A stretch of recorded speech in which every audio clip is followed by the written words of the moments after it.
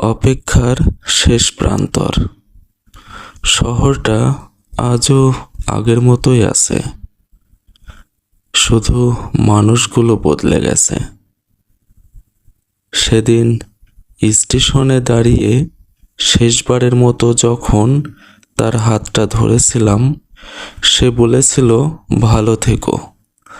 আমি হাসি মুখে মাথা নেড়েছিলাম, কিন্তু বলতে পারিনি তোমাকে ছাড়া ভালো থাকাটা আমার ডায়েরির পাতায় কোনোদিন লেখা হয়নি। আজ 5 বছর পর ঠিকই সেই একই জায়গায় দাঁড়িয়ে আছি। সে পাশ দিয়ে হেঁটে গেল, কোলে তার ছোট্ট সন্তান।